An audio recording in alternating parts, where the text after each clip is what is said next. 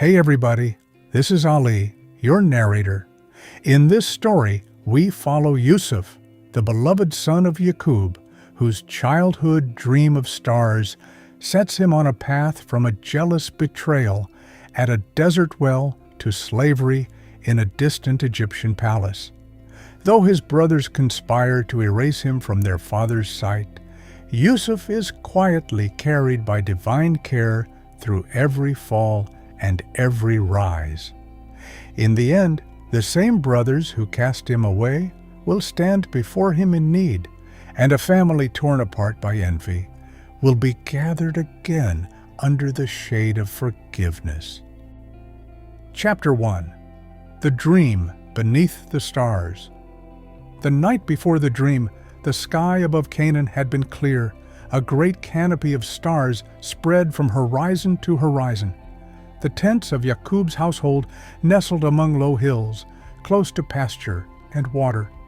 Lamps flickered within. The bleating of sheep faded as the animals settled. Yusuf, still young yet already thoughtful, fell asleep to the sound of his father's quiet supplication. In his sleep, he found himself standing in a space both familiar and strange.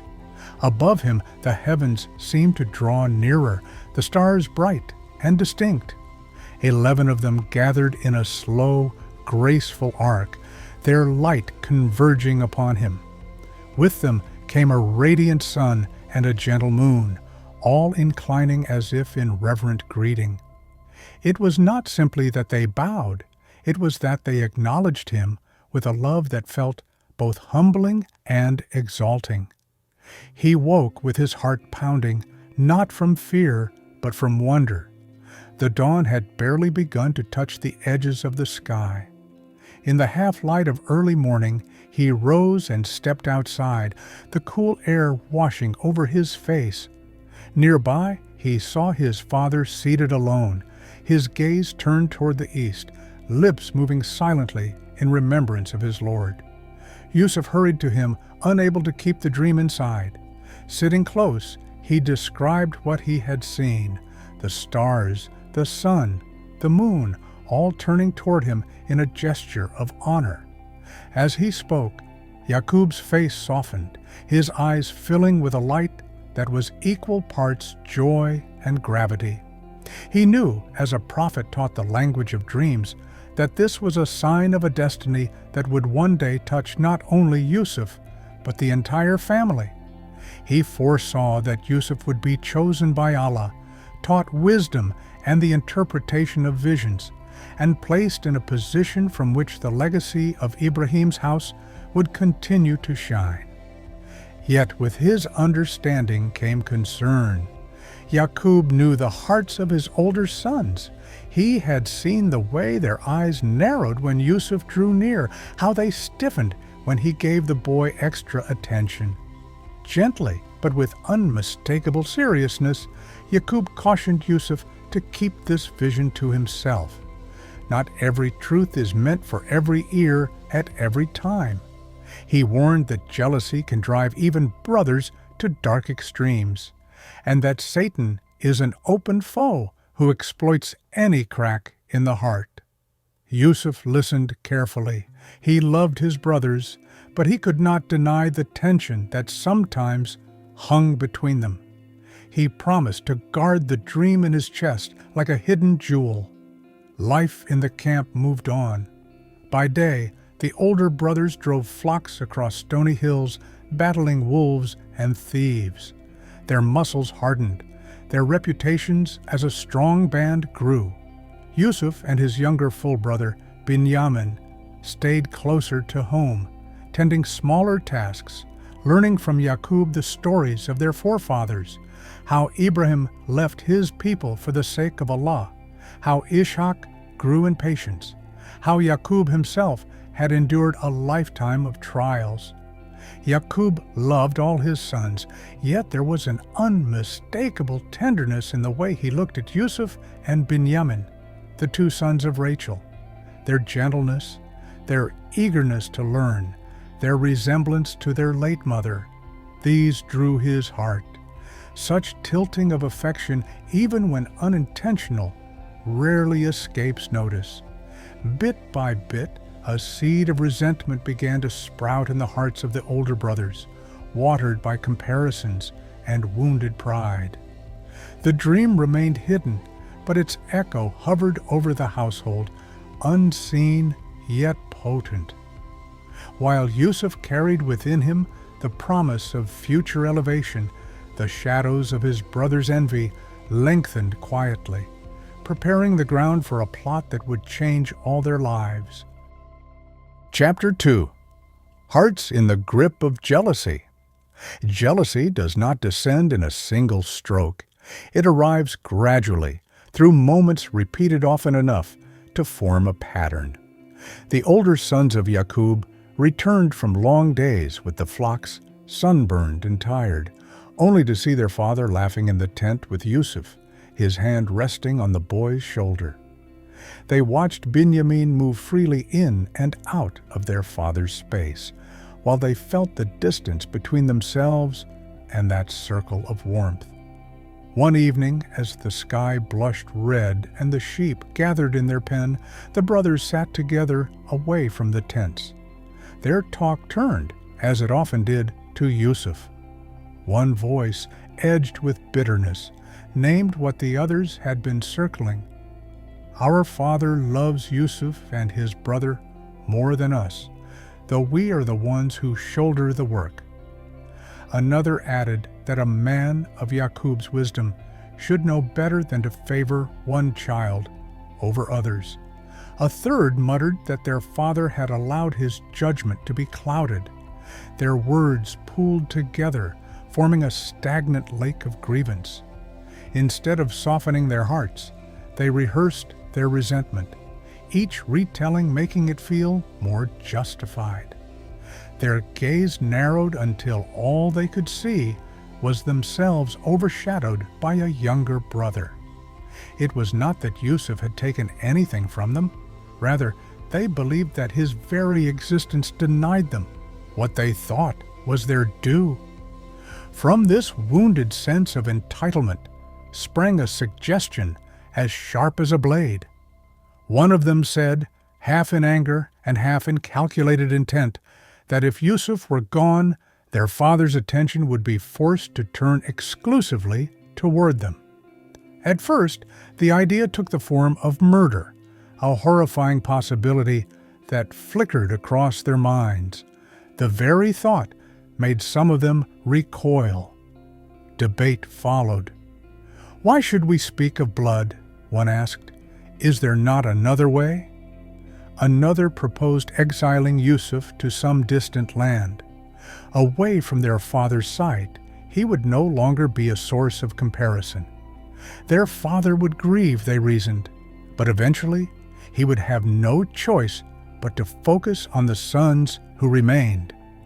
It was the eldest among them, Judah, who shaped these swirling impulses into a concrete plan that stopped short of killing. They would throw Yusuf into a deep well far from home. Sooner or later, a caravan would pass by, draw water, and find the boy. The travelers would take him away to some unheard-of destination. Their own hands would be unstained by blood, yet their goal would be achieved. Afterwards, they told themselves, they could repent and become good once more, as if repentance could be scheduled in advance around a sin they had already decided to commit. Their conspiracy complete, they turned to the next obstacle, their father's protective love. Yaqub seldom let Yusuf out of his sight for long. To pry him loose, they needed a convincing request and a show of brotherly concern. The next day, they approached Yaqub with an air of exaggerated cheerfulness. They called him "our father" with unusual frequency, assured him that they wished only the best for Yusuf, and suggested that he should come out with them to the fields. They argued that the boy needed to run, to play, to experience the outdoors as they did. "We are his well-wishers," they insisted. we will take care of him." Yaqub listened, his heart torn. A part of him longed to see Yusuf enjoying companionship with his brothers, to believe that their intentions were pure. Yet a shadow of unease moved across his face. He voiced a fear that had haunted him, that some wild creature, a wolf perhaps, might attack Yusuf while they were distracted.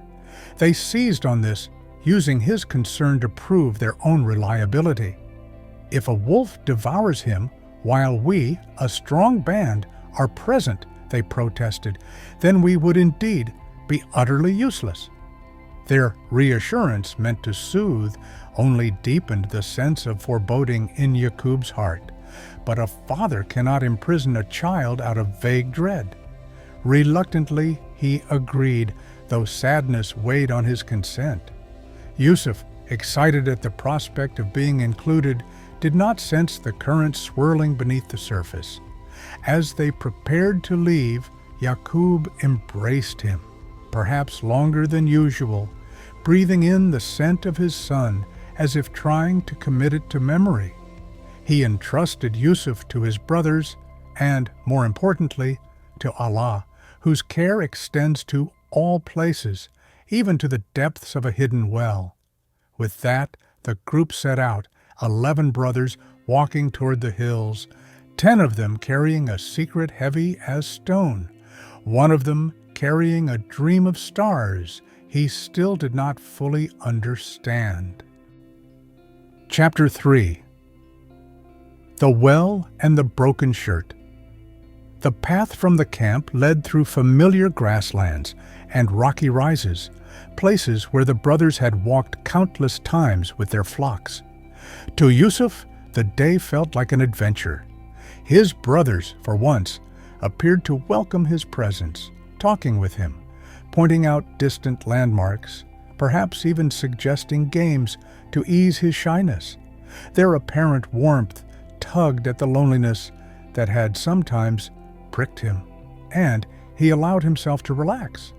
But beneath that temporary kindness, their resolve hardened. The well they had chosen lay in a more secluded area, lined with stone and descending sharply into darkness. Shepherds knew it as a place of water, but it was not often busy.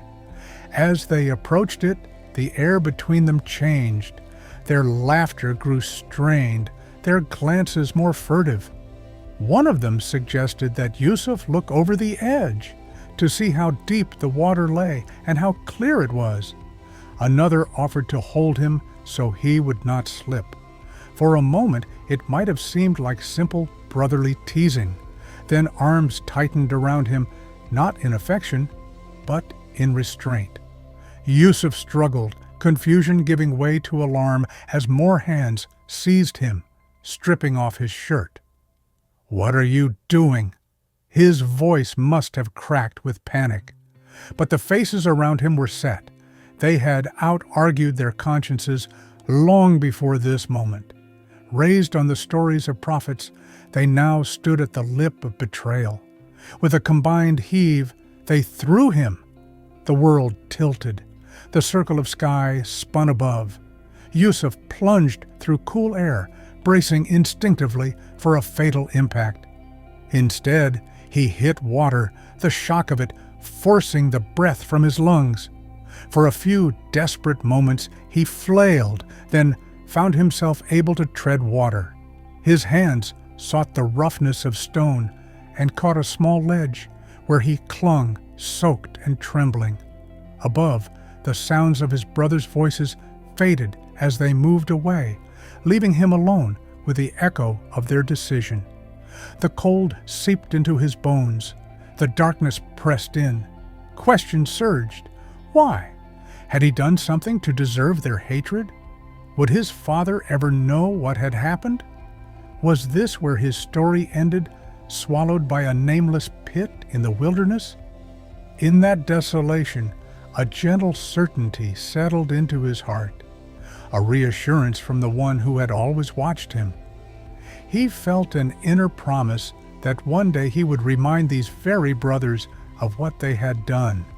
that this was not the end, but a turning page. The words did not remove the sting of betrayal, but they anchored him against despair. Above ground, the brothers moved on to the next part of their scheme. They slaughtered an animal, collected its blood, and soaked Yusuf's shirt in it until the fabric was stiff and dark. One of them proposed, and the rest agreed, that they swear never to reveal the truth. They imagined that an oath among men would hide what they had done from the Lord of the heavens and earth. As dusk fell, they returned to camp. Night had gathered fully by the time they stumbled into Yaqub's presence, their voices raised in practiced grief. Tears, some real, some forced, streaked their faces. They spoke of a day spent racing and playing, of having left Yusuf briefly with their belongings, of returning to find him gone, and a wolf's tracks nearby. They held out the bloodied shirt as proof, insisting that even if they told the truth, their father would not believe them. Yaqub took the garment with shaking hands. The sight of blood on the fabric pierced him, yet something within the scene rang false. The shirt was stained, but not torn, as it would have been had a beast seized a boy in its jaws. For a long moment he simply gazed at it, grief and intuition wrestling within him. "What a merciful wolf," he murmured at last, "one that could devour a son without tearing his clothes." His words cut through their story. He knew, deep in his soul, that a deception stood before him, though the details remained hidden. He could, in that moment, have denounced them, searched the hills himself, demanded every detail. But some tragedies must be laid before Allah rather than dissected before men. He declared that their own souls had dressed this matter in falsehood, and that for him the only fitting response was a patience that held firmly to trust in Allah. He cried, but his complaint, he said, was to his Lord alone. Meanwhile, in the well, Yusuf shivered on his narrow ledge. Hunger gnawed at him. The darkness seemed endless, yet the spark of assurance placed in his heart kept him from collapsing. He whispered prayers, recalling his father's reminders of Allah's care. The world above and below him might have betrayed him, but the one who sustains worlds had not. Hours later, or perhaps by the next day, the sound of approaching caravan bells drifted faintly through the stone shaft. Unknown to both Yusuf and his grieving father, the next stage of the divine plan was already on its way. Chapter 4. Drawn from the depths, sold for silver. The caravan that approached the well was like many that crossed the land between Canaan and Egypt, a procession of camels laden with goods, men wrapped in travel-worn cloaks, horses kicking up dust. They moved according to a rhythm older than memory, following routes traced by generations of traders. By midday the sun bore down fiercely, and the travelers welcomed the sight of the well. They halted, tethered their animals, and lowered buckets in search of cool water. One water drawer felt an unexpected heaviness tugging at the rope. Frowning, he leaned over and peered into the darkness. To his astonishment, instead of a clear reflection of water, he saw the pale face of a boy clinging to the rope. Yusuf had seized the bucket's handle with desperate strength. As the man hauled, others rushed to help, their hands gripping the rope until, at last, a soaked and trembling Yusuf emerged into the light. For a few long breaths, everyone stood still. The men saw before them a youth whose beauty was striking even in misery, whose eyes reflected both fear and resilience. Questions flew. Who was he? How had he fallen in? Was he a runaway? Yusuf, exhausted and disoriented, may have given only fragments of answers, or perhaps remained quiet. Regardless, the traders quickly saw an opportunity rather than a mystery. A healthy, handsome slave could fetch a good price in Egypt. To them, he was not a lost son or a miraculously rescued youth, but a piece of merchandise. They shackled his ankles, assuring him with indifferent words that he would be taken care of. The well receded behind him, its dark mouth closing on the first phase of his life. Ahead loomed the vast unknown of a foreign land. Days turned into a blur of sand and sky. The caravan crossed barren stretches, skirted mountains, and finally descended toward the green ribbon of the Nile. Yusuf watched as the landscape softened into cultivated fields, palm groves, and clusters of houses. Strange statues flanked some roads. Temples rose where people bowed to gods of stone and animal form. The tongue around him was unfamiliar, the customs different. Yet he held tightly to the remembrance of the one God his father had taught him to worship.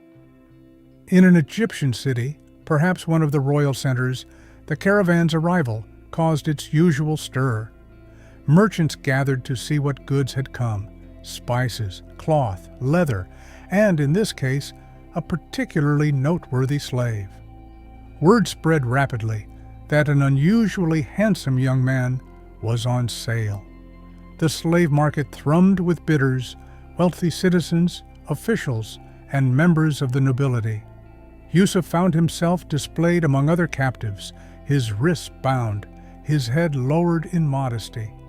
Faces leaned close, appraising his build, his features, the calm dignity that somehow persisted despite his circumstances. The auctioneer's voice rang out, calling for higher offers. Among the crowd stood a man of stature, a high official in the government, trusted with important affairs. In Egypt, he was known by a title of honor, often rendered as the Aziz. He watched Yusuf with a discerning eye, noting not only the youth's beauty, but also the poise with which he endured inspection, the absence of defiance, the presence of self-respect. When others' bidding waned, the Aziz offered a price slightly higher than the rest. The caravan leaders, eager to close the deal, accepted. In terms of silver, it was not an extravagant sum. They valued Yusuf merely as a slave. But the one who had guided Yusuf's fall into the well and his ascent from it valued him as a future prophet, and had now settled him in the house where his next lessons would unfold. The Aziz brought Yusuf to his residence, a spacious mansion whose grand courtyards, shaded rooms, and ornate columns contrasted sharply with the tended hills of Canaan. There he spoke to his wife, a woman of beauty and influence, whose name later accounts preserve as Zuleika. He urged her to treat Yusuf kindly, suggesting that the youth might prove useful, or perhaps be adopted as a son. For Yusuf, the change was dizzying. Within a short stretch of time, he had been beloved child, abandoned captive, auctioned slave, and now the attendant of a powerful household. Yet, as he walked through the halls of this new home, he recognized the quiet thread connecting all these states. He remained at every step a servant of Allah. He thanked his Lord for deliverance from the well, even though the chains of slavery still encircled his ankles.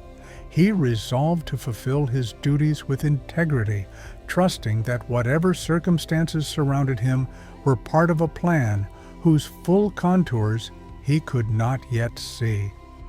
Chapter 5. In the House of the Aziz. The mansion of the Aziz was a world unto itself. Servants moved quickly but carefully across polished floors, carrying trays, tending gardens, sweeping courtyards. Rooms opened onto shaded colonnades. Water trickled in small fountains. The scent of incense and costly oils drifted through the air. Yusuf was assigned first to general tasks, then gradually to more trusted responsibilities. In the beginning, he learned the language of the land, picking up its sounds and rhythms with the ease of youth and the focus of one whose mind had been sharpened by trial. He observed everything, the way officials came and went, the methods by which accounts were kept, the subtle flow of authority through the household. His character quickly distinguished him. He was diligent, never idle. He did not steal from the stores he was asked to manage, nor did he gossip among the servants. When given an instruction, he carried it out fully. When entrusted with valuables, he guarded them as if they were his own.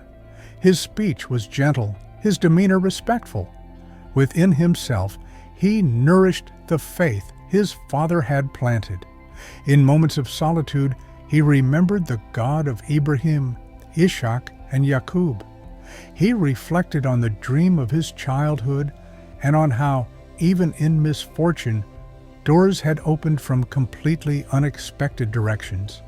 From these reflections grew a steady awareness that Allah had not abandoned him, even if every familiar human face had vanished from his life.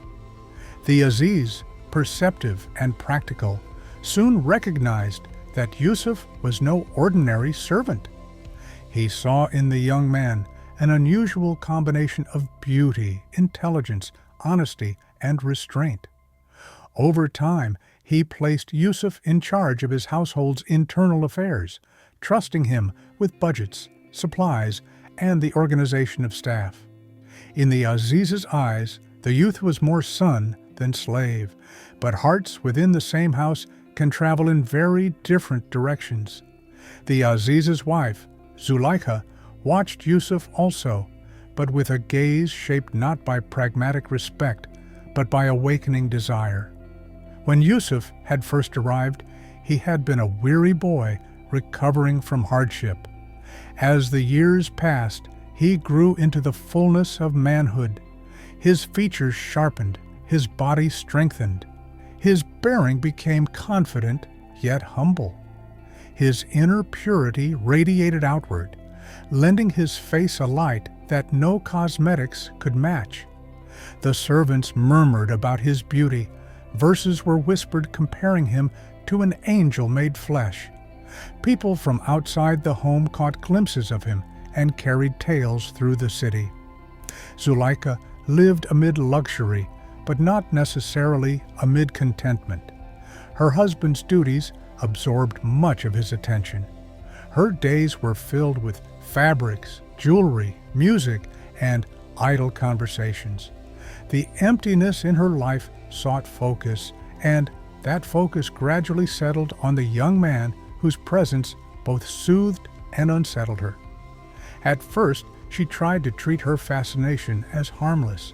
She asked him questions, drew him into conversation, tested the refinement of his speech. The more they spoke, the more his sincerity and calm impressed her. She was not in the habit of being denied anything she desired, and her heart, once captured, clung fiercely. For Yusuf, this growing attention was a new kind of trial.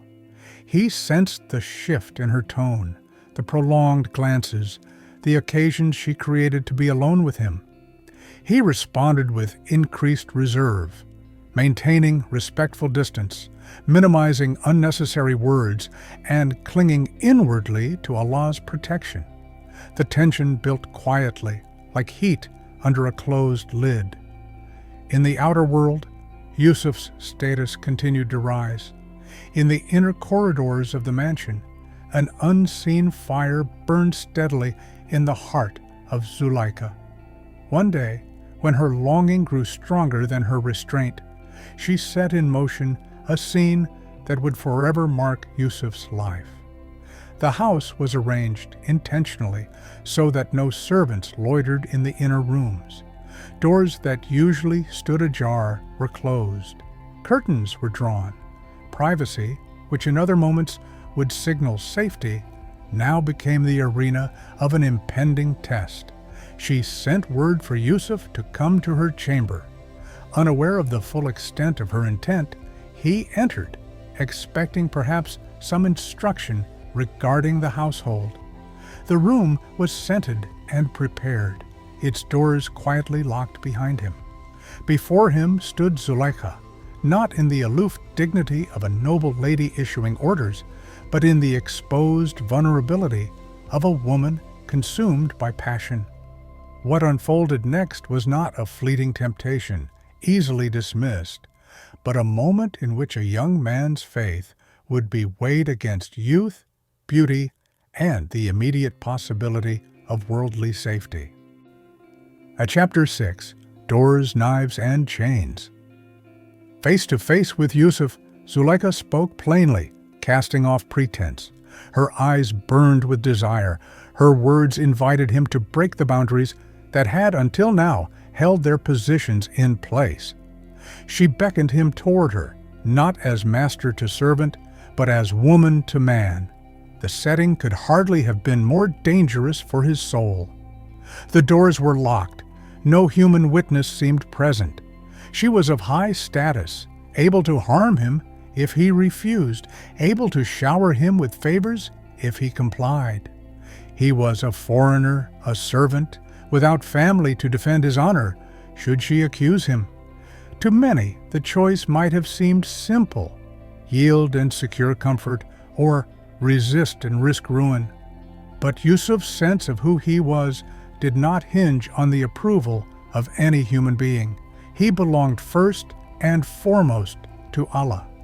He remembered the kindness of his Lord, how he had been saved from the well, sheltered in this house, granted trust and knowledge. To betray that Lord and to betray the trust of the man who had treated him with honor would be a double treachery. With words born of both fear and devotion, he sought refuge in Allah. He reminded Zuleika that her husband had treated him generously, that he could not repay that with betrayal. He declared that those who commit injustice do not ultimately succeed, no matter how hidden their acts may seem. The pull of desire, however, does not vanish at a single reminder. Within himself, Yusuf felt the human tug of temptation, but he also perceived a clear sign from his Lord, a spiritual insight that made the consequences of sin as real to him as its fleeting pleasure. That inner vision turned him away at the moment when another might have faltered. Seeing her advances rejected, Zuleika's passion curdled into a mixture of frustration and determination. She moved closer, perhaps barring his way. Yusuf, choosing flight over further entanglement, turned toward the door. What followed was sudden motion. He ran. She pursued. Reaching for him, she grabbed his shirt from behind. The fabric stretched, then tore with a sharp rip as he pulled away. At that very instant, the outer door swung open. There stood the Aziz, accompanied by a relative of Zuleika. The tableau was frozen. Yusuf, breathless, facing the doorway. Zuleika, close behind, clutching part of his torn garment. In that split second, she realized the danger to her reputation. To protect herself, she moved first, using her voice as a weapon. With a show of outraged modesty, she accused Yusuf of having tried to force himself upon her, claiming that she had cried out and that the torn shirt proved her struggle. Yusuf, though socially vulnerable, refused to let falsehood stand unchallenged. He spoke calmly, stating that she had been the one who attempted to lure him and that he had fled. His tone was not shrill. Truth rarely needs shouting. The Aziz, caught between two conflicting accounts, looked from one to the other. Confusion flickered across his face. That was when the visiting relative, observing the scene with a cooler head, proposed an evidentiary test. Examine the direction of the tear. If the shirt were ripped from the front, it would suggest that Yusuf had approached Zuleika, and she had defended herself. If torn from the back, it would indicate that he had been escaping while she pulled at him. They inspected the garment. The rip gaped from behind. Evidence, silent yet eloquent, vindicated Yusuf. The Aziz turned to his wife and rebuked her, acknowledging the cunning of such a plot. He told Yusuf to overlook the incident and instructed Zuleika to seek forgiveness for her wrongdoing. For a moment it seemed justice had been done, yet wrongdoing seldom confines its damage to a single room. News of the scandal slipped through the household like water through cracks, then flowed into the city. Soon, women of status murmured behind veils about how the wife of the Aziz had allowed herself to be consumed by love for her servant.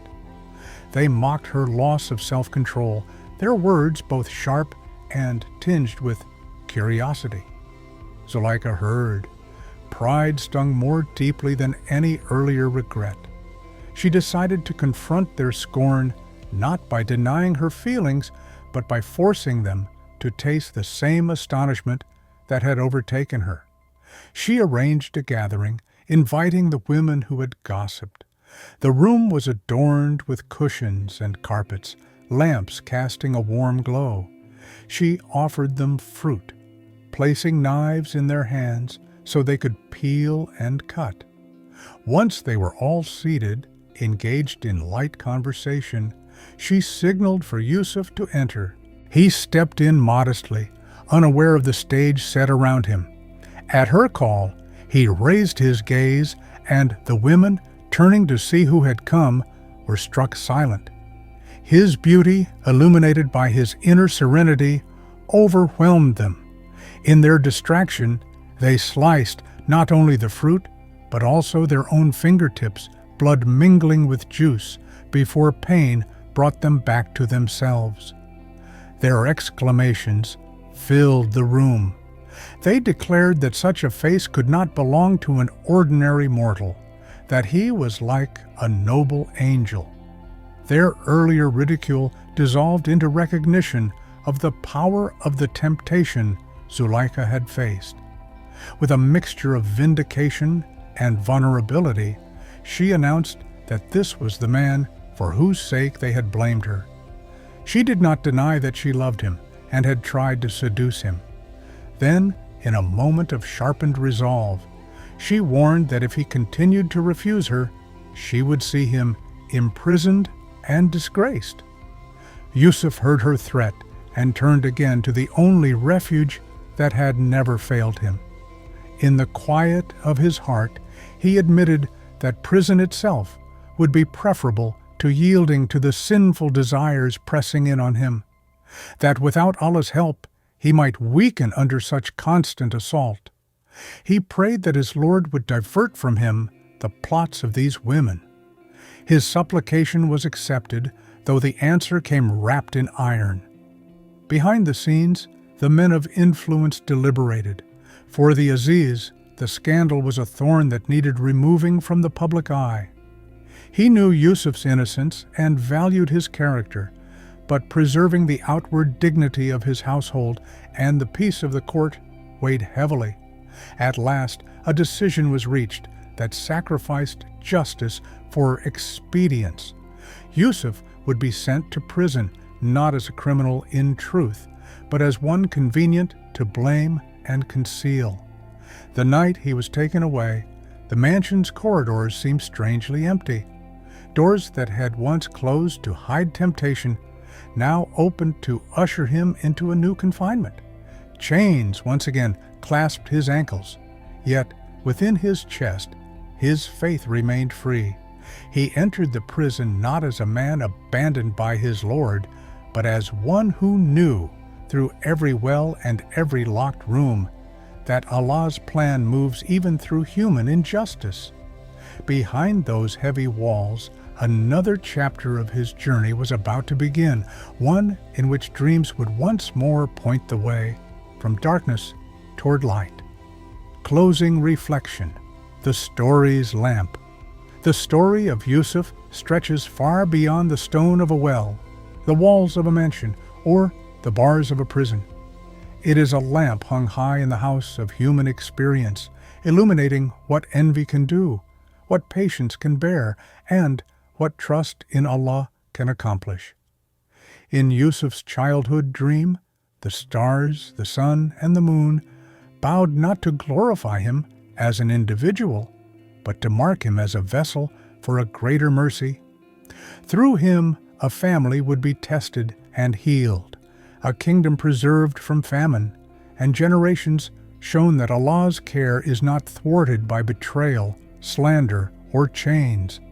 For every listener, the story whispers a quiet assurance that no stage of life is wasted in the hands of the One who knows and arranges all things, that a well can be a doorway, a market can be a bridge, a prison can be a school, and a throne can be a platform for gratitude rather than pride. Above all, it reminds that those who guard their hearts for Allah, as Yusuf did in the stillness of temptation, find themselves guarded by Him in ways they could never have planned. For more stories that can help you relax, don't forget to like and subscribe.